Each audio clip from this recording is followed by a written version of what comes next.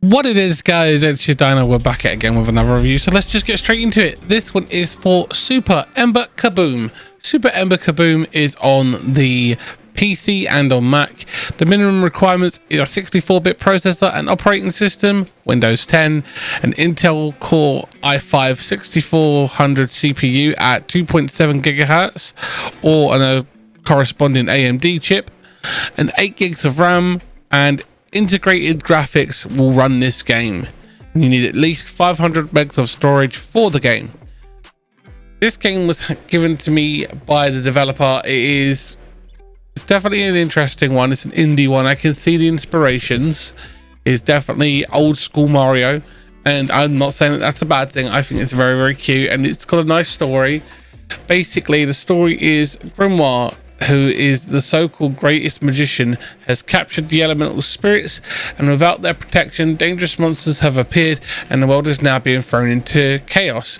You need to roll, run, wall kick and tailspin your way through Grimoire's armies, rescuing spirits and using their magic to power yourself up to fight those forces. So, as I said, they gave me a copy of the game, but I'm in no way needed to give a positive review. They just want to have a video made for the game, and this isn't sponsored or anything like that. I just want to point that out. It's actually quite an interesting take on the old school classic scrolling game, that's scrolling platformer. I do think they've done a really good job of it. I like the character design, the little sprites are adorable. The story is actually quite fun to go through. The levels do scale in difficulty as you go through. They've got these special little like anti-versions of you in the game, and on certain levels you have to basically speed run the level to avoid the anti-you kicking your butt, because it will literally beat you up and then you die. But they've done a really good job with trying to create a action adventure within the platforming genre, and I feel that they've done a very good job of that. It plays very nicely, it handles very well, it works with all manner of controller. It works perfectly fine with my Nacon Revolution Unlimited, the Series Elite controller. It worked perfectly fine with a Nintendo Switch Pro controller, a standard PS4 controller and the standard PS5 controller, and the standard Xbox controller. No problems, plug, play, and it just went off to the races. No problems at all. I would love to try this on like the 8-bit Do controller and the 8-bit Do controller, sorry, and I'd love to try it on the fight stick, see how that works, because those controllers will probably handle this a lot more intuitively. But as always, guys, don't forget to Dino smash that like button and ring the notification bell if you want to stay notified when we put out a new video. This game has its quirks. I will admit that.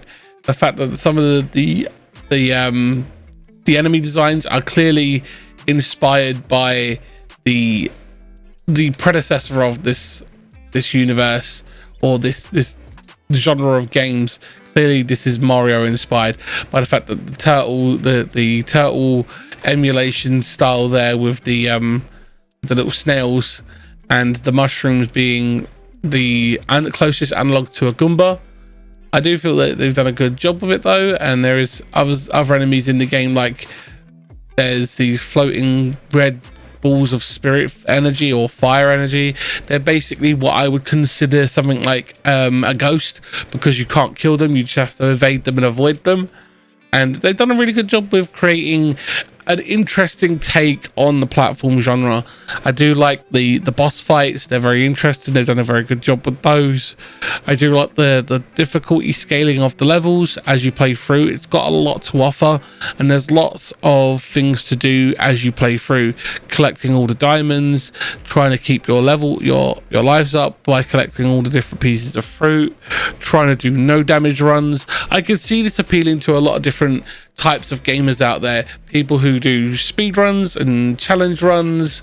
I could see this to platform enthusiasts and platformer fans. This game does have a lot to offer, and I believe that it could very well be one of those little indie gems that are available and most people will probably think twice about, but I feel that this has a lot to offer, and I definitely would say to any of my platformer friends who I know that are looking for something different, this is something that I would recommend to them. But that's just my take on it. As always, I'm just saying how I would react to it and who I would recommend it to. This isn't me endorsing the game, obviously. This is just my take on this, and just because I was given a copy of the game doesn't mean that I have to give it a good review. I like to highlight the facts, and it's well made and it's done a very good job. They have got a very good level of polish to the game. I never experienced any bugs. The game never froze on my PC. It ran smooth as butter. This is just a well-made game, and it plays well. The levels do feel a bit repetitive because that's what most side-scrolling platformers do. They do feel a tad repetitive as you play them, but if you've been a gamer as long as I have, this is not something that you have never experienced before. This is the same ilk of the same genre, and it's not bad. It plays very well, but some people might get bored because, as always, people's attention spans nowadays have got shorter and shorter, and it needs to be that hot new thing to be able to stay present in people's minds and keep them interested for longer and longer. But I feel like this is definitely something that has that nostalgia vibe to it. It's got a lot of old school gamers interest there. That could be like, oh, this is like this, I remember this when I was a kid. This is something that I'd love to play, and I definitely think that it has that market. That is its zeitgeist market. Platformers, old school nostalgia, and overall I feel like this is definitely a game that is well made. It doesn't have any critical flaws or bugs that will cause the game to crash, and I feel like they've done a really good job with keeping this game fresh as it goes through the different worlds and stuff like that. Obviously I don't show too much because I don't want to give spoilers, but it's good. It is a very solid game, and I feel like they've done a very good job with it. Overall, if I was going to give this game ratings, I don't usually do ratings, but I go on fun factor. The fun factor is there. It may feel a little bit monotonous if you've played these games for generations and generations, but it's fun. It's got a good appeal, and it is a lot of fun to get your hands on it and give it a go. And I definitely think that this is going to appeal to a lot of different gamers out there.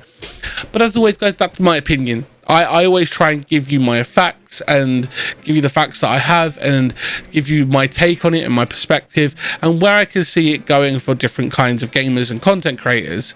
But that is ultimately down to you, the person who is buying the game. You can take what I've said and ignore it, or you can take it and build your own opinion. Share it with me in the comments. Tag me on Instagram or Twitter, or tag me anywhere where you've played the game and let me know what you think. Or if you have a difference of opinion, sound off in the comments. Let me know. We have the Discord and the Gilded. You can hit us up there, or you can chat to us live on the streams that we do Tuesday through to Sunday. You find us here at 6 p.m. We start at 6 p.m. GMT or GMT +1, depending on whether we're in the summertime or not. That's the time that we're streaming, and that we go till late, and you can always come by and have a good conversation with us. But that's my opinion. Sound off in the comments, guys. I'll see you in the next one. Be safe, be well, have fun gaming, and keep being grimtastic. Don't forget, we have everything playlisted for you. See you in the next one.